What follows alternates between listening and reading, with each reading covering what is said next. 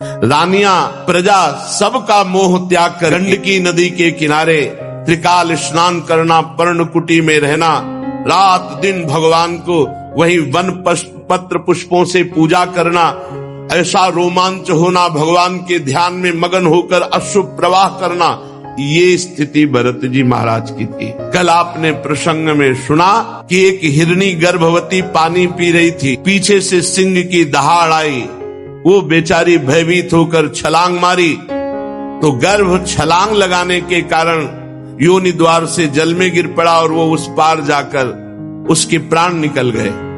भरत जी ने देखा कि अब इस बच्चे को बचाने वाली माँ तो मर गई और मैं ये देख रहा हूं, मेरा कर्तव्य बनता है इस बच्चे को बचाए। दौड़ पड़े और धारा से उस बच्चे को गोद में ले ली। बहुत उत्तम बात, हर साधु हृदय को ऐसा करना चाहिए। किसी भी जीव की रक्षा करना परहित सरिस धर्म नहीं भाई। भरत जी ने वही किया जो एक संत हृदय को करना चाहिए। अब 2-4 घंटे में हिरण के बच्चे में चलने की दौड़ने की ताकत आ जाती। तो 2-3 दिन से उसे प्यार दुलार से रखकर और किसी हिरणों के झुंड में छोड़ देना चाहिए।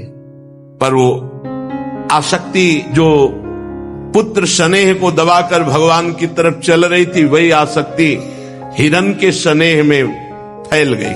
हर समय उसे गोद में ले रहना, उसके लिए जाकर हरी हरी धूप की नई नई कोपें उसको पवाना, बड़ा दुलार करना, और कभी कभी हृदय से लगा के कहते, बेटा तेरा सर्वत्र मंगल। देखो महापुरुषों का हृदय कैसा, जिस हिरण को स्वीकार किया उसको परम पद में पहुंचा दिया, भले 3 जन्म लगे। यही महापुरुषों को होता है, अपनी परवाह नहीं कर, बेटा तेरा सर्वत्र मंगल हो।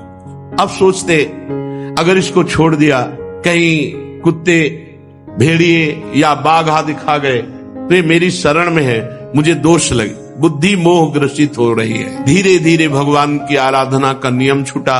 अब अगर ध्यान में बैठना चाहते हैं तो तुरंत स्मरण आता है, कहां गया हिरण का बच्चा, बस उसी की दृष्टि। अगर वो 5 मिनट ओझल हो जाए तो ऐसे विकल हो जाते हैं जैसे विरहिणी आकाश में देखते हैं तो चंद्रमा में वही हिरण का चिन्ह दिखाई देता है। पृथ्वी में खुर देखते हैं तो कहते पृथ्वी तू बड़ी सौभाग्यशाली, मृग शावक के चरण चिन्हों से चिन्हित है, जैसे गोपी जन भगवान श्री कृष्ण के चरण चिन्हों से चिन्हित भूमि को देख। ऐसी दशा, क्योंकि प्रेमी जो भगवत मार्ग का पथिक होता है उसका हृदय बड़ा द्रवित और एकाग्र होता है।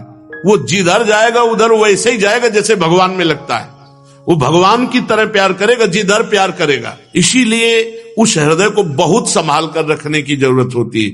जिस हृदय में नाम जब चल रहा है तो एक द्रवण क्रिया होती है। उस समय अगर आसक्त हो गया तो जो बड़े बड़े आसक्त जन देखे गए वो इसीलिए क्योंकि वो बड़े हृदय वाले, बड़े प्रेमी हृदय वाले। अब वो प्रेम पूरा का पूरा, उनका व्यभिचारी स्वभाव नहीं होता, आज इससे कल इससे परसों इससे ऐसा प्रेम लगाओ नहीं, उनका एक जिधर लगा पूरा लग गया।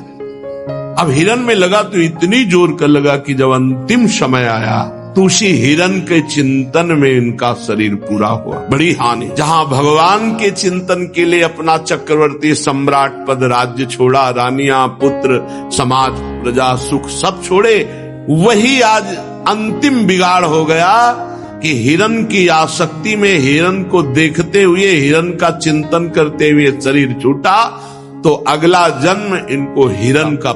इतने बड़े महापुरुष भगवान ऋषभ देव जी के पुत्र, चूक हो गई तो अगला जन्म हिरण का हुआ। मृग बने हुए राजर्षि भरत जी के मन में पूरी स्मृति है कि मैं भरत राजा था, हिरण की आसक्ति के कारण मुझे हिरण की योनि मिल गई।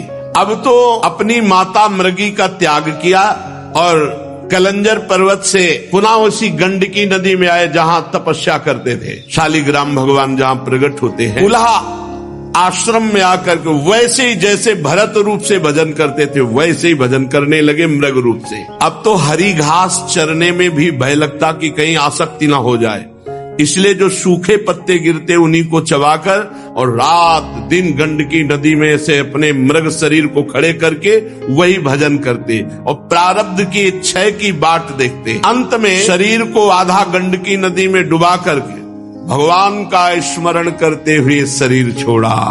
अब बात बन, जब मृग शरीर छोड़ा तो भगवान सुखदेव जी कहते हैं, हे राजन परीक्षित, आंगिरस गोत्र में जो बहुत ही ब्रह्म संबंध से युक्त और ब्रह्म कर्म से युक्त ऐसे ब्रह्म ऋषि के यहाँ जन्म हुआ भरत जी का। यही नाम पड़ा जड़ भरत। आंगिरस गोत्र में शम दम तपस्या स्वाध्याय वेदाध्ययन त्याग अतिथि सेवा संतोष तितिक्षा विनय विद्या अनुसूया आत्मज्ञान एवं आनंद सभी गुणों से महान श्रेष्ठ ब्राह्मण के कुल में जन्म हुआ। वैसी ही इनकी माता विद्याशील आचार रूप उदारता से संपन्न पातिव्रत धर्म धारण करने वाली ऐसी जगह जन्म हुआ। 9 पुत्र हुए और दूसरी पत्नी से 1 पुत्र और 1 कन्या। इनमें जो पुत्र थे वो महाराज भरत जी थे। मृग शरीर का परित्याग करके इस जन्म में ब्रह्म बोध संपन्न महापुरुष के रूप में जन्मे। अध्यात्म ज्ञान पढ़ना नहीं पड़ा, क्योंकि मृग शरीर में ही भजन पूर्ण हो गया।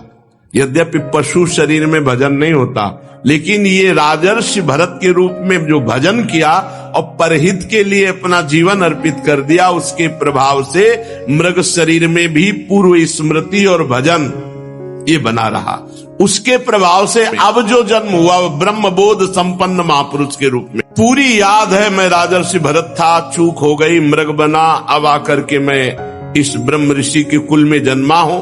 पूर्व जन्म का पूरा स्मरण होने के कारण अब कोई विघ्न ना हो जाए, इसलिए वो पागलों जैसी वृत्ति में रहते बाल्यावस्था से ही। हर समय भगवत स्मरण परायण, ओठ बंद और पागलों जैसी चेष्टा। श्री भगवान के चरणों का स्मरण मूर्ख, पागल, अंधा, बहरा ऐसा अपने को दिखाने लगे बचपन से ही। क्यों? कोई प्यार न कर बैठे, कहीं किसी से अपनापन न हो जाए। तस्यापि वा आत्मजस्य विप्राह पुत्र स्नेहानुबद्ध मना आसमा वर्तनात् संस्कारान यथोपदेशम विदधान उपनीतस्य चा पुनः शौचाच मनादीन कर्म नियमानन।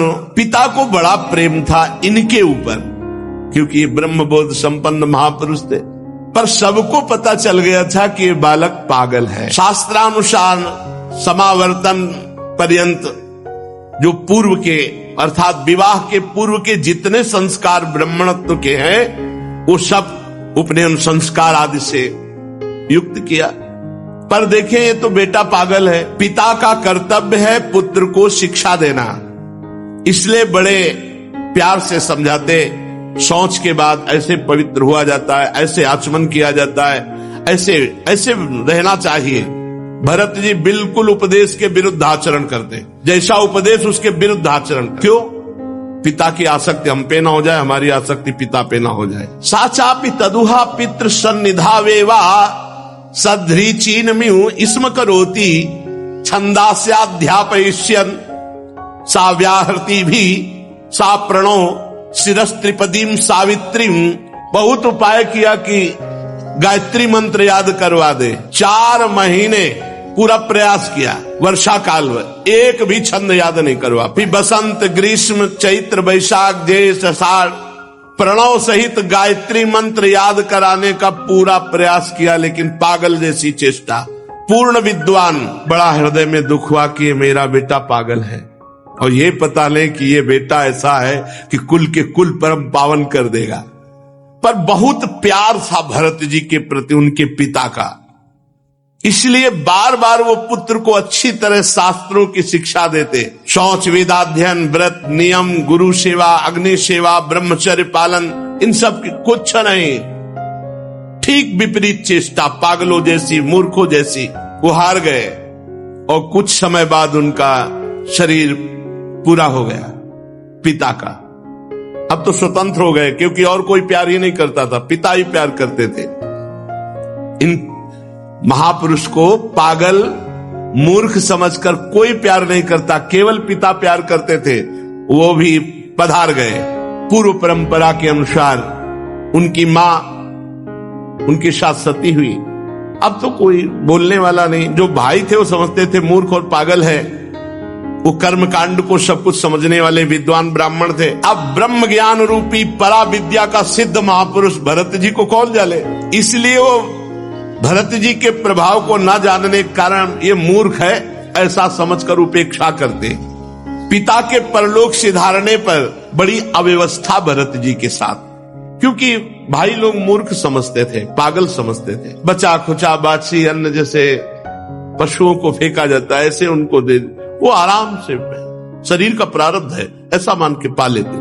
कोई काम बताते वो काम, कोई मार रहा है, कोई अपमान कर रहा है, कोई थूक रहा है, वो बिल्कुल वैसी पागल। और ब्रह्म बोध परा विद्या के सिद्ध महापुरुष भरत जी के अंदर कोई मान अपमान का विचार ही नहीं रह गया था।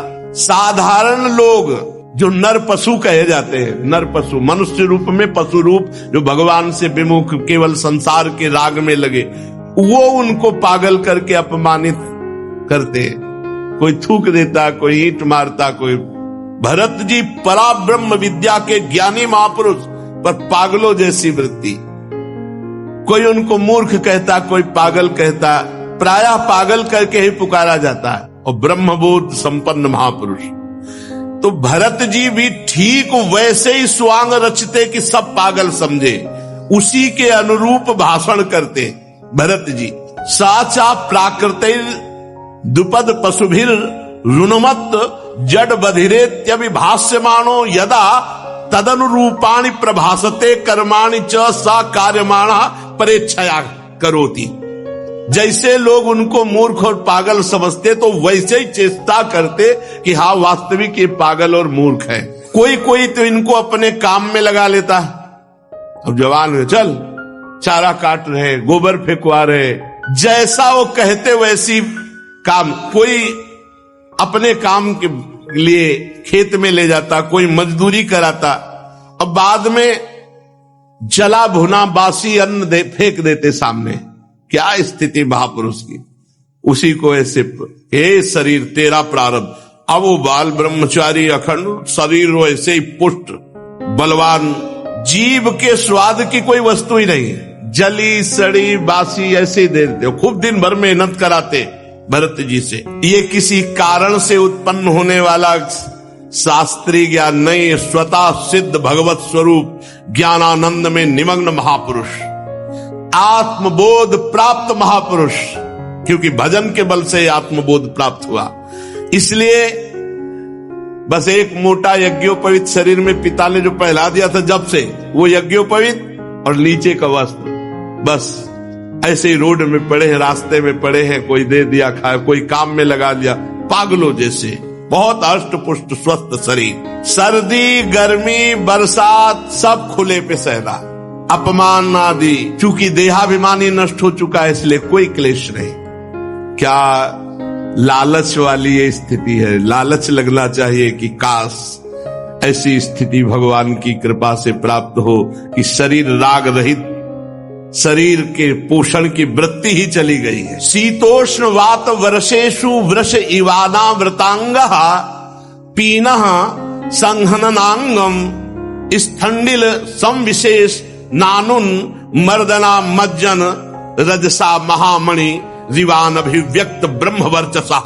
जैसे आग राख से ढक जाए पर अंदर आग है, जैसे मणि के ऊपर धूल लग जाए, ऐसे ही महाराज न कभी स्नान करते न कोई शरीर सफाई। सर्दी गर्मी बरसात आंधी, इसमें लिखा हुआ है नहाना धोला कोई मतलब नहीं, भगवत स्वरूप। शीतोष्ण वात वर्षेषु, गर्मी ठंडी हवा वर्षा, वृष इवानावृतांग, सांड की तरह खुले शरीर सहते। भगवान ने आदेश किया है साधक और साधु को, मात्रा स्पर्शास्तु कौन्ते शीतोष्ण सुख दुखदा आगमा पाइनो अनित्यास्तास्तितिक्षस्व।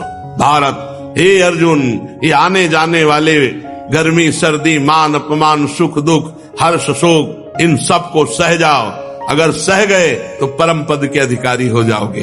भरत जी बड़ा ही हष्ट पुष्ट शरीर, पृथ्वी पर पड़े रहते, कभी स्नान नहीं करना, कभी हाथ पैर नहीं मुंह नहीं धोना, कभी नहीं। स्थिति इनको प्राप्त हो गई। 3 बार स्नान साधन में करते थे पीछे गंडकी नदी में, 3 बार या 3 बार सो भले चाहे जाए स्नान का। तो हष्ट पुष्ट गठीला शरीर, पृथ्वी पे पड़े रहना, न हाथ पैर धोना, न मुंह धोना, न नहाना, शरीर पर अंगुलों मैल जम गया था। क्या सुंदर स्थिति है, क्या सुंदर स्थिति। ब्रह्मतेज ऐसे जैसे धूल से ढका हुआ महामणि, एक मैला कुचैला कपड़ा है कमर में बस, और एक मैला यज्ञोपवीत। सब लोग यही जानते थे कि ये मूर्ख पागल है, मूर्ख पागल है। बहुत तिरस्कार करते भरत जी, काम करवाते, मारते, इतना बड़ा महापुरुष ऐसे सह रहे। ये जनता बहुत काम कराती और तिरस्कार करती, गांव के लोग बहुत तिरस्कार करते। बहुत महिमाशाली स्थिति है। नहीं तो यदा तू परत आहारम कर्म वेतनत इह माना स्वभ्रातृभिरपि केदार कर्माणि निरूपितस् तदपि करोति किंतु न समम विषमम न्यूनमधिक मिति। जब उनके भाइयों ने देखा कि लोग मजदूरी कराकर इसे भोजन दे देते हैं, तब बुलाया चल, और खेत में अपने काम में लगाया। यहां खुदाई करो, पूरे को बराबर करना है। तो कह रहे हैं कि ना समम विषमम न्यूनमधिक मिति। जहां समान खुदाई करनी थी वहां कुआं जैसा गड्ढा कर दी, जहां लगा दिया खोदो तो बस वहीं खोदते चले, क्योंकि ये पता नहीं चलना चाहिए कि ये बुद्धिमान है, मूर्ख है, ये पागल है, यही पता चल। क्यारियां ठीक करने में लगा, सब उल्टा कर दिया, सब क्यारियों में कुआं जैसा खोद दिया। भाई उनको डांटते, धक्का मारते, और भोजन में क्या देते? खली, भूसी, भुने हुए उड़द और चावल की कनकी सूखी ऐसे जैसे जानवर को दी जाती है, या पके हुए अन्न की जली हुई खुरचन। कैसे महापुरुष है, जिनको विश्व का परम पवित्र भोग सब मिलना चाहिए, वो कैसे जी रहे। स्पष्ट लिखा हुआ है कि उनके आहार में चावल की कनी, खली, भूसी, भुने हुए उड़द ऐसे सूखे और वो ऐसे चबा लेते, या पके हुए अन्न की जली हुई खुरचन, जली हुई, वो दे देते। बड़े अमृत के समान उसे शरीर का प्रारब्ध समझकर खा लेते। भगा दिया भाई, धक्का मार, एक काम है। दूसरे भाई ने पकड़ लिया, खेत की रखवाली करो, खेत की। अब वो खेत की रखवाली क्या करे? खेत इधर, आसन लगा इधर में पड़े, उनसे खेत से मतलब क्या है? विपरीत। वो जो भी कार्य करते तो उसके विपरीत, जिससे पक्का सबको समझ में आया कि पागल है, वही पड़े हुए थे। और एक डाकुओं के सरदार ने भद्रकाली से कामना की थी कि पुत्र हो जाएगा तो नरबलि चढ़ाएंगे। नरबलि मतलब मनुष्य को काटेंगे आपके सामने, और संयोग से पुत्र हो गया। तो भद्रकाली को मनुष्य की बलि देने के लिए एक पुरुष को पकड़वा मंगाया। राजा था दस्युराज। अब उस पुरुष को छोड़ दिया गया बाजार में, खूब जो चाहो खा लो। उसको पता नहीं है, वो जलेबी, गुलाब जामुन जो जो बढ़िया पसंद सबको खा रहा था। एक दुकानदार ने धीरे से कहा, खूब खा ले, अब इन्हें गर्दन कटेगी जाके तुम्हारी। क्यों? भूले तो ऐसे फिरी थोड़ी खाने को मिल रहा है। दस्युराज ने आज उत्सव मनाया है और तुम उनके बलि पशु हो, तुम्हारी गर्दन कटेगी। तो उसने दोना पत्तल जो होता वो साथ लिए, जो भागा वहां से निकल गया, भाग गया। अब जो रक्षक थे उनको, वो तो खुला छोड़े हुए थे कि खा पी लेगा, पकड़ लेंगे। जब देखा कि वो आदमी भाग गया तो सोचा अगर राजा से कहा जाके तो हम ही किसी को भी बलि चढ़ा देगा, इसलिए तुरंत कोई नर पशु पकड़ना चाहिए। दैववश वो तो भाग गया जिसको पकड़ के लाए थे। चारों ओर सेवक दौड़े कि अब कोई मनुष्य मिल जाए, नहीं तो हम लोगों की बलि चढ़ा देगा राजा। तो रात के समय तक दैवी योग दृष्टि पड़ी आंगिरस गोत्री ब्रह्म प्राप्त महापुरुष श्री जड़ भरत जी के ऊपर। अब जंगल में देखा तो खेत में तो पड़े ऐसे। अरे बोले देवी भी प्रसन्न हो जाएगी और राजा भी प्रसन्न हो जाएगा, क्योंकि बहुत तगड़ा आदमी है, अष्ट पुष्ट बलवान। और उस समय वीरासन में बैठे हुए थे, रात्रि के नजदीक आए, पकड़ लिया, कोई विरोध नहीं। बोले हमारे स्वामी का कार्य इससे बहुत सिद्ध हो जाएगा, देवी बहुत प्रसन्न हो जाएगी। रस्सियों से बांध लिया, बंधवा लिया, कोई रोका नहीं।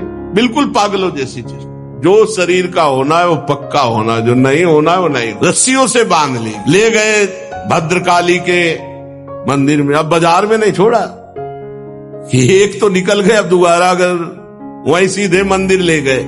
पद्धति के अनुसार बढ़िया उपटन लगाया गया। आज जीवन में उपटन लग रहा है महाराज, जीवन में कोई प्यार से तो उपटन लगाया नहीं। भरत जी ले और लंबे हाथ, बढ़िया उपटन लगा कर। अब ये नहीं कि ज्ञान नहीं, पता है, तलवार भी रखी, पता है दोनों शरीर का है। जो शरीर का प्रारब्ध है उसको भोगना होगा। विधि पूर्वक बढ़िया इत्र फुले लगा के स्नान, सब नए नए वस्त्र पहनाए गए, चंदन लगाया गया, माला, जैसे अब गर्दन कटनी है तो माला भी, फिर सुंदर खीर पुआ भोजन डट के भरत जी ने, कोई चिंता नहीं, पता है अज्ञानी थोड़ी परम ज्ञानी है। फिर धूप दीप से आरती की गई क्योंकि बलि चढ़ाना है। इसके बाद शुरू हुआ ढोल बजना, मृदंग ढोल, और भद्रकाली जी के सामने इनको ले जाया गया। भरत जी को कहा गया सर नीचा करके ऐसे झुका के बैठ जाओ, घुटने के बल सर नीचा करके आराम से बैठ, कोई परेशानी नहीं। और आदमी तो चिल्लाए लगे, अरे चिल्लाए क्योंकि सामने भारी तलवार वजन वाली पूजन की हुई रखी हुई थी। भरत जी ने देखा प्रारब्ध है, सर झुका दिया। दस्यु राजा आया और अभिमंत्रित वो बहुत वजन वाली खड्ग उठाई तलवार। अब ये तो ब्रह्म स्वरूप महापुरुष, वो रज और तम से मिश्रित स्वभाव वाला दस्युराज उन्मत्त होकर के जो ही ऐसे तलवार उठाई, एक तो ब्रह्म ऋषि, दूसरे ब्रह्मबोध संपन्न, शरीर राग रहित ब्रह्मबोध संपन्न महापुरुष के जेव ही गर्दन पर तलवार प्रहार करने के लिए की, भद्रकाली के शरीर में ब्रह्म तेज से आग पैदा हो गई। भद्रकाली को असहनीय हो गई, चीख पड़ी, मूर्ति फाड़कर निकल पड़ी और वही तलवार लेकर के अपने जितने पूजा करने वाले थे सबकी गर्दनें उड़ा दी। अंबा को ये पसंद नहीं आया, मां को ये पसंद नहीं आया। जो लोग बलि देते हैं हीन पशुओं की, जरा इस प्रसंग से सुनकर देखे कि मां जगदम्बा है या केवल तुम्हारी ही मां है। अगर वो जगदम्बा है तो हर पशु पक्षी की मां है, वो कैसे बर्दाश्त कर सकती है अपने पुत्र का हनन? तुम्हारी दुर्गति होगी। माताजी जगत जननी, माताजी ने उनको मारा जो अन्य पुत्रों का नाश करना चाहा, तो माताजी ने उनको घेर करके मारा। चाहे रक्त बीज हो, चाहे शुंभ निशुंभ हो, चाहे जो भी महिषासुर हो, कोई भी हो, जिसने अन्य समाज को नष्ट करना चाहा, अंबा सहनी होकर के अपने पुत्रों की रक्षा के लिए उसको मारा। ऐसा नहीं है, निर्बल जीवों की हत्या करोगे तो मां प्रसन्न हो जाएगी। अपनी जबान की चाटुकारिता स्वाद के लिए तुम पशुओं को मारते हो और सोचते हो कि जगदम्बा प्रसन्न हो जाएगी, नरक जाओगे। किसी भी जीव की हत्या ऐसे नहीं लिखी। कोई देवी देवता नहीं चाहता कि आप किसी जीव की हत्या करें वो प्रसन्न हो जाए। अरे उनको चाहिए तो पूरे विश्व को चाट जाए। वो अंबा है। देवी के शरीर में आग पैदा हो गई और फाड़ कर मूर्ति निकल पड़ी और वही खड्ग छीनकर अपने समस्त पूजकों को काट डाला माता जी ने। बड़ा भयानक हाहाकार मचा दिया। भद्रकाली है, विकराल अट्टहास। ये देखो ब्रह्मबोध संपन्न हुआ, रस्सी से बांध लाए तो बंध के आ गए, नहा दिया तो नहा लिया, खवा दिया, गर्दन झुकाओ, गर्दन झुका दी, अंबा प्रकट हुई, सबको काट डाला। अब कोई बांधने वाला ले तो चल दिया। ये है ब्रह्मबोध संपन्न महापुरुष की स्थिति। और माता जी अट्टहास करके गरज रही, केवल भरत जी वहां जिंदा है और सबको मार डाला, सबको काट दिया माता जी। सत्य है एवमेव खलु महदविचाराति क्रमः कार्श्रेणात्मने फलति। सत्य है कि जो महापुरुष का अपराध करेगा सर्वनाश हो जाएगा, कोई भी हो। महापुरुष के अपराध से डरना चाहिए। दैवी शक्ति भी रक्षा नहीं, अपने उपासकों की गर्दनें काट दी। जो देहाभिमान रूपी सुदृढ़ ग्रंथि जिनकी नष्ट हो चुकी है, समस्त प्राणियों की जो आत्मा है वैरहीन है, साक्षात ऐसे ब्रह्मबोध संपन्न महापुरुष का अपमान भद्रकाली भी नहीं सह पाई। भद्रकाली के शरीर में आग पैदा हो गई और मूर्ति फोड़कर प्रकट होकर अपने उपासकों को काट डाला। भगवत भक्त परमहंसों के लिए देखो, सिर कटने का अवसर आने पर भी कोई भय नहीं और बच गए तो कोई हर्ष नहीं, उठे और चल दिए। आराम से मस्ती से जा रहे थे, खूब पूजे, तिलक लगे, खाए पे, नए कपड़ा पहने थे, मस्ती से। उधर सिंधु सौवीर देश का राजा रहुगण, ये वही रहुगण है हिरण, भरत जी के कर कमल से द्वारा पोषित। अब ये भला आकर सिंधु सौवीर देश का राजा, और ये जा रहे थे कपिल भगवान से सत्संग करने, पालकी में बैठ के। कहा था ना भरत जी ने हिरण के रूप में जब ये थे, कि बेटा तेरा सर्वत्र मंगल हो, अर्थात मैं तेरा सर्वत्र मंगल करूंगा। पालकी पर चढ़कर जा रहा था, जब इक्षुमती नदी के किनारे पहुंचा तो पालकी उठाने वाले कहारों के जमादार की एक कहार को बुखार आ गया और वो डगमगाने लगी, पालकी असमर्थ। तो कहा भाई एक नया किसी को खोज लो, राजा है वो तो हुक्म पे। तो इन्हीं को देखा, बढ़िया नए कपड़ा पहले खीर पाए, तिलक लगवाए आ रहे थे। सोचा ये बहुत हष्ट पुष्ट मनुष्य है, जवान है, बैल जैसी ताकत है, बहुत बढ़िया कहार का, गोखर बद्धुरम बोढ़ मलमिति पूर्वविष्टि ग्रहित ही, ये तो अपार बल रखता है, जैसे बैल में, जैसे पुष्ट जानवर में ये बोझा तो बढ़िया ढो सकता है। चलो चल दी। आज तक अभी उपदेश नहीं दिया, पकड़े हुए कहारों के साथ इनको लगा दिया। अब वो कहार जो राजा की पालकी में होते वो शिक्षित होते हैं। महाराज तो मस्त बहुत बढ़िया कहार मिल गया। महात्मा भरत जी इस कार्य के योग्य तो बिल्कुल नहीं थे। चुपचाप चार कहारों के बीच में एक में इनको एक तरफ लगा दिया। अब ये केवल पृथ्वी में देखते थे कि कोई जीव पैर के नीचे दब न जाए, क्योंकि महात्मा ऐसे ही चलते हैं दृष्टि नीचे करके। अब दूसरे कहार तो केवल एक बाण पृथ्वी थोड़ी देखते, वो तो पूरा, और वो शिक्षित है और ये तो आराम से देख करके, और ये इतने तगड़े बलवान कि अगर कदम रोक दिए तो तीनों के कदम रुक गए, क्योंकि बलवान है पकड़े हुए। अगर वो संभाल के लंबी टांग मारे तो तीनों मुंह भरा हो रहे। राजा रघुगण ने कहा है ये क्या प्रमाद है, पालकी डोल रही, पालकी हिल रही है, ये ऊंची ऊंची हो रही है। कहारों ने डर कर कहा महाराज की जय जय हो, आप चाहें तो हमें दंड दे सकते हैं, पर हम निर्दोष हैं। ये जो नया कहार आया है सारा दोष इसी का है। महाराज हमारा प्रमाद नहीं, हम तो नियम के अनुसार पालकी चला रहे हैं। ये नया कहार जो आया है ये बहुत बलवान है, ये जैसा हिला डुला देता वैसे पालकी हिल डुल जाती है। ये जल्दी जल्दी ठीक से हमारी तरह नहीं चल रहा है महाराज। राजा रघुगण ने सोचा संसर्ग दोष उत्पन्न हो जाएगा तो फिर सब में दोष आ जाएगा, इसलिए इसको दंड देना चाहिए, इसका प्रतिकार करना चाहिए। ये अपनी तो चाल बिगाड़ ही रहा है, हमारे और कहारों की चाल बिगाड़ रहा है। रघुगण क्रोधित होकर, यद्यपि उसने महापुरुषों का सेवन किया था, लिखा है महापुरुषों का सेवन किया था, मतलब कपिल भगवान से सत्संग करने जा रहा तो कोई छोटा मोटा थोड़ी सत्संगी, तो कौन है, भरत जी के द्वारा सत्संग प्राप्त किया हुआ, दुलार प्राप्त किया हुआ। थोड़ा क्रोधित होकर के व्यंग भरे वचन कहा कि ये नए कहा, अरे भैया हमें लगता है तुम बहुत दुबले पतले हो, क्योंकि बहुत हष्ट पुष्ट थे। व्यंग वचन, हमें लगता है तुम बहुत थक गए हो। अच्छा तुम्हारे साथियों ने सहारा भी नहीं दिया। अच्छा ऐसा लगता है तुम पूरा बल लगाकर अकेले पालकी ढो रहे हो। तुम्हारा शरीर तो बहुत पतला है, मोटा ताजा तो है नहीं। हमें लगता है तुम जवान भी नहीं हो, बुढ़ापा ने घेर रखा है।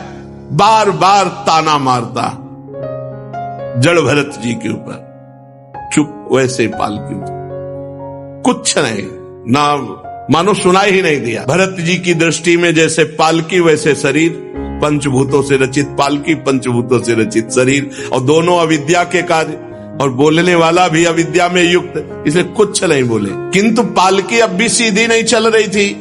अब जैसे कई कई जगह 5-5 लाइन चीटी चलती है, ऐसे मारी छलांग तो ये तो कब पकड़े थे, नहीं तो नीचे आ जाते पालकी के। राधा रघुगण को बहुत क्रोध आया, आग बबूला हुए, अरे ये क्या, तू जीता ही मर गया है, तू मेरा निरादर कर रहा है, मेरा उल्लंघन कर रहा है, मालूम देता तो प्रमादी है। जैसे दंड पानी यमराज का दंड निष्फल नहीं जाता, ऐसे मैं तुझे दंड दूंगा, तेरा इलाज करूंगा, तेरे होश ठिकाने लाऊंगा। जड़ भरत जी ले एक बार देखा कि इलाज तो गुरु हमने तुम्हारा कर ही दिया है इलाज तो हो ही गया है तुम्हारा, क्योंकि तुमको कांधे पे ले लिया। पहले भी कांधे पे लिया था, वो अब भी कांधे पे लिया है। हमें 3 जन्म लगे, अब तुम्हारा इलाज पक्का हो जाएगा। अनाप शनाप बातें रघुगण। उनको बड़ा पांडित्य का ज्ञान, अभिमान था कि मैं बहुत ज्ञानी हूं रघुगण को। जड़ भरत जी ने देखा कि कच्ची बुद्धि और मुस्कुराए।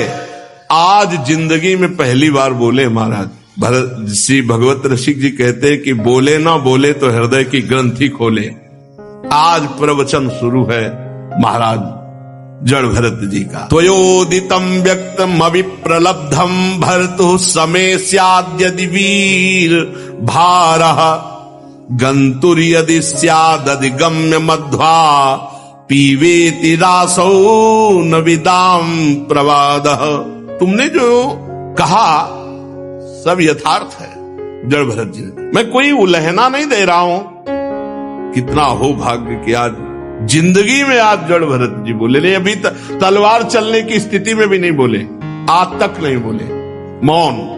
आज बोले भार नामक कोई वस्तु है तो ढोने वाला कोई है ही, मार्ग है तो चलने वाला कोई है। मोटापन, पतलापन, ये सब शरीर के लिए है, आत्मा के लिए तो नहीं ना। क्या ज्ञानी जन ऐसी बातें करते हैं जैसे तुम करते हो?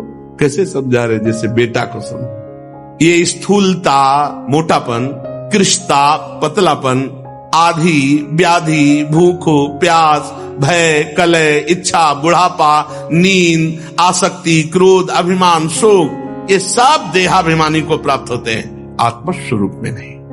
क्या सुंदर बात, क्या सुंदर बात। ये सब देहाभिमानी को प्राप्त होते हैं, आत्मस्वरूप को नहीं। राजन, तुम जो कहते हो मैं तुम्हें दंड दूंगा, मार दूंगा, ये विकारी पदार्थों को, निर्विकार स्वरूप को नहीं, मेरे स्वरूप को। बहुत ये दोनों बातें जो मारना या जीना है, ये आदि और अंत वाले इसी शरीर के अंतर्गत की बात है, स्वरूप में नहीं। यशस्वी नरेश, स्वामी और सेवक भाव जहां स्थित होता वहां आज्ञा पालन होता। मैं आपका सेवक नहीं हूं, तुम हमारे स्वामी नहीं हो, तुम्हारी आज्ञा का पालन हमारे ऊपर लागू नहीं होता। तुम राजा हो, मैं प्रजा हूं, ये भाव होने पर तुम्हारा शासन लगता। मैं प्रजा नहीं हूं तुम्हारी, ये भेद बुद्धि मेरे में नहीं है, व्यवहार के लिए अवकाश नहीं है। बहुत कोई थोड़ा परमार्थ को जो समझ रहा होगा वही समझ पाता है। परमार्थ दृष्टि में कौन स्वामी और कौन सेवक? तुम कहां राजा और मैं प्रजा? ये परमार्थ दृष्टि में कहां है? स्वामित्व का अभिमान रखने वाले हो तो बोलो, अब बोलो मैं तुम्हारी क्या सेवा करूं। अगर स्वामित्व का अभिमान रखते हो तो बोलो मैं तुम्हारी क्या सेवा करूं। वीरवर, तुमने कहा मत उन्मत्त प्रमत्त, तो मैं अपनी स्थिति में रहता हूं, तुम मेरा इलाज क्या कर सकते हो? तुमने कहा जड़ और प्रमादी ये शरीर, तुमने कहा शिक्षा दोगे तो पिसे हुए को क्या पीसोगे? क्या पीसोगे?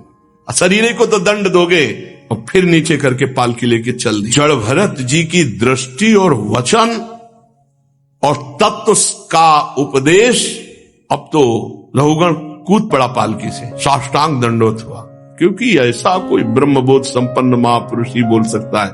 राजमद चूर चूर हो गया, चरणों में सिर रख करके, हाथ जोड़ करके, घुटने टेक करके कहा। पालकी लिए हुए भरत जी कूद पड़ा रहुगण, साष्टांग दंडवत, आगे घुटने टेक कर हाथ जोड़कर कहा, देव आपका एक ही चिन्ह दिखाई दे रहा, यज्ञोपवीत, द्विज का, ब्राह्मण का, और आप प्रच्छन्न भाव से विचरने वाले हैं। क्या आप अवधूत शिरोमणि दत्तात्रेय, आप कौन हैं? कहीं आप साक्षात भगवान कपिल देव जी तो नहीं है? मुझे इंद्र के वज्र से डर नहीं लगता, ना हम विशंके सुरराज वज्रान्न त्र्यक्षशूलान्न यमस्य दंडात, नान्यर्क सोमा नीलवित्त पास्तात छंके भृशम ब्रह्म कुलावमानात्। महाराज, मुझे इंद्र के वज्र से डर नहीं, भगवान देवादिदेव महादेव के त्रिशूल से भी मुझे डर नहीं, यमराज के काल दंड से भी डर नहीं, अग्नि सूर्य चंद्र वायु कुबेर इनके अस्त्रों से डर नहीं, पर मैं डरता हूं ब्रह्म ऋषि के अपमान से। आप कोई प्रच्छन्न भेष में अवधूत महापुरुष हैं,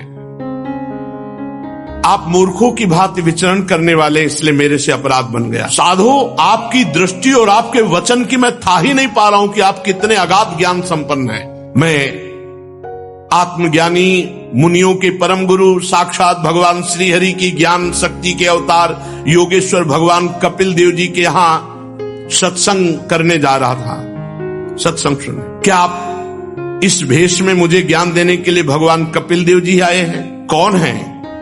आप अपना रूप छिपाकर विचरण कर रहे हैं। भला मुझ जैसे विवेकहीन पुरुष की कहां सामर्थ्य है कि आप योगेश्वरों की गति को हम जान सकें। प्रभु, कि आप योगेश्वरों की गति को हम जान सकें।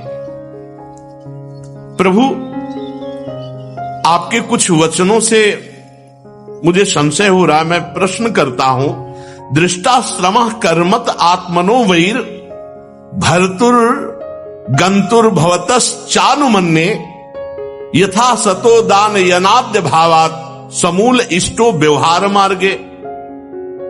आपने जो ये कहा कि शरीर को दंड दो या सम्मान दो या अपमान करो, कोई फर्क नहीं पड़ता, तो नहीं महाराज, फर्क पड़ता है। मैं युद्ध आदि में जब श्रमित होता हूं तो मेरा शरीर श्रमित होता है, तो मुझे अनुभव होता है कि मैं श्रमित हो गया। जब बोझा ढोया जाता है तब ये लगता है कि मैं थक गया, तो मतलब शरीर का थकना आत्मा का थकना लगता है। शरीर का पीड़ित होना मतलब आत्मा को पीड़ित होना पड़ता है। सही लग रहा है ये ज्ञान? अब देखो अपने लोगों को सही लग रहा है ना? यही अज्ञान है। रहुगण ने कहा कि जैसे युद्ध में कर्म किया जाता है तो अस्त्र लगते हैं, थकित होता है, तो जब शरीर को पीड़ा होती तो अपने को पीड़ा होती है ना। और आपने कहा शरीर का मान अपमान व्यापता नहीं है। बोझा ढोने पर शरीर को थकान होती तो अपने को लगती है ना थकान। मुझे ये बात समझ में नहीं आई आपने जो कहा। क्या घड़े से जल लाना ये मिथ्या है? घड़ा मिथ्या है कि जल मिथ्या है? और घड़े से जल लाना रूपी क्रिया मिथ्या है? क्योंकि जड़ भरत जी ने कहा शरीर और पालकी और जाने की क्रिया ये सब मिथ्या है। देह का सुखद या दुखद प्रभाव आत्मा पे पड़ता है, रहुगण ने कहा। जैसे आपने कहा नहीं पड़ता, माना। चूल्हे पे रखी है बटलोई और बटलोई में है पानी और पानी में है चावल, और जब अग्नि का ताप लगता है तो बटलोई भी गर्म होती है, पानी भी खौलता है और चावल भी पकता है। ऐसे ही जब शरीर को पीड़ा होती है तो अंतःकरण को पीड़ा होती है, जब अंतःकरण को पीड़ा होती है तो आत्मा को होती है।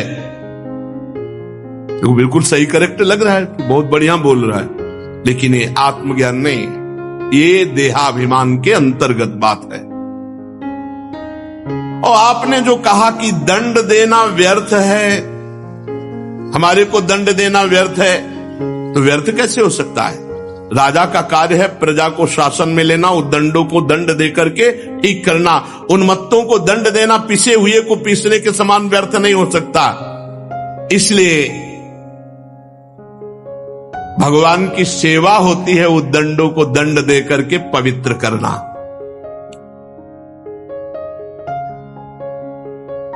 राजत्व के अभिमान से उन्मत्त होकर मैंने यदि आपकी अवज्ञा की हो तो मैं आपसे अपराध मुक्त होने के लिए विनय करता हूं, क्षमा कीजिए।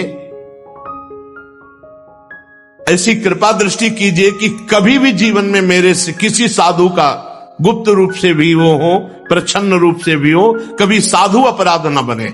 मैं साधु अपराध से बहुत डरता हूं। विश्व बंधु भगवान श्री हरि के जो अनन्य भक्त हैं, देहाभिमान शून्य, अगर मैं डरता हूं तो केवल उन्हीं के अपमान से डरता हूं कि कहीं उनका अपमान न हो जाए। महापुरुषों का, यदि ब्रह्म प्राप्त महापुरुषों का अपराध बन जाए तो मुझ जैसे पुरुष की क्या, कोई ईश्वर कोटि का भी हो तो भी वो नष्ट हो जाएगा यदि महापुरुषों का अपराध कर दे तो। जड़ भरत जी बोले, अकोविदः कोविदवाद वादान वदस्यथो नाति विदाम वरिष्ठः ना सूरयो ही व्यवहार मेनम तत्वावमर्शेन सह मनंती। राजन, तुम अज्ञानी हो, बातें पंडितों की करते हो, ऊपर ऊपर की हो, तुम्हें बिल्कुल ब्रह्मबोध नहीं, बिल्कुल आत्मज्ञान नहीं। ये बात ये ऊपर ऊपर की तर्क वितर्क बात करने वाला कोई ब्रह्मबोध संपन्न थोड़ी होता है। बातें पंडितों जैसी करते हो, तुम अज्ञानी मूर्ख हो, ब्रह्मबोध नहीं। ये देखो, अगर ब्रह्म ज्ञानी की बात ना सुनी जाए तो वो बात लग रही कि पूरी सही है। तुम्हारी गणना ज्ञानियों में नहीं हो सकती। तत्व ज्ञानी पुरुष तुम्हारे अविचार सिद्ध स्वामी सेवकादि व्यवहार को कभी सत्य स्वीकार नहीं करते। तुम लौकिक व्यवहार को तुम परम सत्य आत्मस्वरूप से जोड़ते हो। वेदवाक्य अधिकतर गृहस्थो जनित यज्ञ विधि विस्तार में व्यस्त हैं और आत्मस्वरूप का जो बोध है वेदातीत है। इसलिए भगवान ने भी कहा त्रैगुण्य विषया वेदा निस्त्रैगुण्य भवार्जुन, अर्थात वेदातीत स्थिति को प्राप्त हो। राग द्वेषों की बात करते हो और तत्व ज्ञान की अभिव्यक्ति करना चाहते हो। राग द्वेष युक्त तुम्हारा चित्त है और तत्व ज्ञान की बात कर रहे हो। बात तो करते हो पंडितों जैसी, हो अज्ञानी। ये गृहस्थोचित यज्ञ आदि सकाम कर्म करने वाले, स्वर्ग का सुख देखने वाले, ये तत्व ज्ञान के विषय को जान सके या शब्दों को समझ सके, इतनी सामर्थ्य नहीं होती। बहुत सुंदर। जब तक मनुष्य का अंतःकरण सतोगुण रजोगुण तमोगुण के वशीभूत होता है, तब तक बिना किसी अंकुश के उसकी ज्ञानेंद्रियां और कर्मेंद्रियां शुभ और अशुभ कर्म करती रहती हैं। क्या जानेगा वो तत्व ज्ञान जिसका अंतःकरण त्रिगुण से ग्रसित है, सतोगुण रजोगुण तमोगुण से। उससे दो ही कर्म हो सकते हैं, पाप या पुण्य। ये मन वासना में विषयासक्त, गुणों से प्रेरित, विकारी और शरीर रूपी उपाधियों के से युक्त है। ये माया में मन संसार चक्र में चलने वाला है। सवासनात्मा विषयो परक्तो गुण प्रवाहो विकृतः षोडशात्मा बिभ्रत प्रथंग नाम अभि रूप भेद मंतर बहिष्टम चपुरस्तनोति। ये माया में मन संसार चक्र को छलने वाला है। यही देहाभिमानी जीव को सुख दुख आदि से बांध देता है। जब तक ये मन जीवित रहेगा तब तक जागृत और स्वप्नावस्था में व्यवहार प्रकाशित करता हुआ जीव को बांधे रहता है। इसलिए पंडित जन मन को ही त्रिगुणमय अधम संसार और गुणातीत परमोत्कृष्ट मोक्ष पद का कारण बताते हैं। तस्मान मनोलिंग मदो वदंती गुणा गुणत्वस्य परावरस्य। जो मन परमात्मा में स्थित तो मुक्त पदवी और विषय में स्थित तो बंधन युक्त। विषयासक्त मन जीव को संसार में फांस के रखता है और भगवदासक्त मन मोक्ष पदवी प्राप्त कराता है। जो वासनामय मन है वही बंधन युक्त है और जो निर्वासनिक परमात्म चिंतन में तन्मय मन है वही मोक्ष पद है। घी से भींगी हुई बत्ती खाने वाले दीपक में तभी तक धुआं निकलता है जब तक घी है, और घी समाप्त हो गया तो अग्नि तत्व में लीन हो जाता है। उसी प्रकार जब तक विषय भोग है, विषय भोगों में सुख बुद्धि है, तभी तक ये कर्म बनते हैं, उनकी वृत्तियां होती हैं। और जहां विषय भोगों का भाव हट जाता है तो सब शांत हो जाता है। न दीपक न बत्ती न आग, ऐसे न संकल्प न कोई क्रिया न कोई भोग वासना। एक स्थिति जैसे बताते हैं, ये दीवाल घड़ी का सेल हटा दो तो सेकेंड मिनट घंटा वाली सुई वही ठप। ऐसे मन बुद्धि चित्त अहंकार इंद्रियां सब भगवत स्थित, सब भगवत स्थित। अब कैसे जानोगे? 5 मिनट तो ये स्थिति आती नहीं है। 5 मिनट ऐसी स्थिति कि सब कुछ भगवदाकार। 5 कर्मेंद्रियां, 5 ज्ञानेंद्रियां, 1 अहंकार, ये 11 मन की वृत्तियां हैं। 5 प्रकार के कर्म, 5 तन मात्राएं, 1 शरीर, ये 11 उसके आधारभूत विषय कहे गए हैं। गंध, रूप, स्पर्श, रस, शब्द, ये 5 ज्ञानेंद्रियों के विषय हैं। मल त्यागना, संभोग करना, गमन करना, भाषण करना, लेना देना, ये 5 कर्मेंद्रियों के विषय है। और शरीर को ये मेरा है, मैं हूं, ऐसा ये अहंकार का विषय है। जो अहंकार की इन वृत्तियों को, इंद्रियों के इन प्रवाह को मैं मानकर भोग रहे हैं, वो तत्व ज्ञान क्या जाने। मन की ये 11 वृत्तियां विषय, संस्कार, स्वभाव, कर्म और काल के द्वारा सैकड़ों, हजारों, करोड़ों भेदों में परिणित हो जाती है। किंतु सत्ता, क्षेत्रज्ञ, आत्मा के प्रकाश से प्रकाशित है। आत्मा में इनका कोई प्रभाव नहीं, क्षेत्रज्ञ इनसे कोई संबंध नहीं रखता। ये जीव जबरदस्ती इनको पकड़े हुए है। यही कोई हमें नहीं बांधे, हम इनको पकड़े। संसार बंधन में डालने वाली अविशुद्ध कर्मों में प्रवृत्ति, ये वृत्तियों का प्रवाह संसार की ओर जागृत, स्वप्न और सुषुप्ति में छिप जाती है, जागृत स्वप्न में प्रकट रहती है। लेकिन क्षेत्रज्ञ आत्मा में इनका कोई प्रभाव कभी भी नहीं, न जागृत में, न स्वप्न में, न सुषुप्ति में। ये तीनों अवस्थाएं देहों की हैं, आत्मा की नहीं। जिस प्रकार वायु संपूर्ण स्थावर जंगम प्राणियों में प्राण रूप से प्रविष्ट होकर उन्हें प्रेरित करती है, उसी प्रकार आत्मस्वरूप भगवान वासुदेव साक्षी स्वरूप रहकर संपूर्ण प्रपंच को देखते रहते हैं। आपका स्वरूप साक्षी स्वरूप है, भोक्ता करता स्वरूप नहीं। जब तक शुद्ध ज्ञानोदय नहीं होता राजन, तब तक माया का कोई तिरस्कार नहीं कर सकता। ये जो सबकी आसक्ति छोड़ चुका है, जो काम, क्रोध, लोभ, मोह, मद, मत्सर 6 शत्रुओं को जीत चुका है, वही आत्म तत्व को जान सकता है, अन्यथा नहीं। जब तक आत्मा के उपाधि रूप मन को संसार दुख का क्षेत्र नहीं समझा जाता, तब तक ये मन भटकता रहता है। मन भटकता रहता है तो शोक, मोह, रोग, राग, लोभ, वैर, ये सब बढ़ते रहते हैं। राजन, तुम्हारा मन ही तुम्हारा बलवान शत्रु है और तुम्हारी उपेक्षा करने से इसकी शक्ति बढ़ गई है। यद्यपि ये सर्वथा मिथ्या है, तथापि ये तुम्हारे आत्म स्वरूप के ज्ञान को आच्छादित कर रखा है। सावधान, श्री गुरुदेव के चरणों की उपासना करके ज्ञान रूपी अस्त्र से इस मन रूपी शत्रु को मार डालो। श्री जड़भरत जी महाराज के नमो नमः कारण विग्रहाय स्वरूप तुच्छीकृत विग्रहाय नमो अवधूत द्विजबंधुलिंग निगूढ़ नित्यानुभवाय तुभ्यम। नमो नमः, नमो नमः। बार बार चरणों में गिर रहा है रहुगण। प्रभु मैं आपको बार बार नमस्कार करता हूं, बार बार नमस्कार करता हूं। मैं समझ ही नहीं पा रहा आपके ज्ञान को। विशुद्ध आत्मबोध आपने जगत का उद्धार करने के लिए देह धारण किया, योगेश्वर ने की चेष्टा। मुझे कैसे आत्मज्ञान हो इस समझाने की चेष्टा करे, तो फिर भरत जी महाराज जो बोलते वो आगे चर्चा। श्री राधा वल्लभ लाल की जय।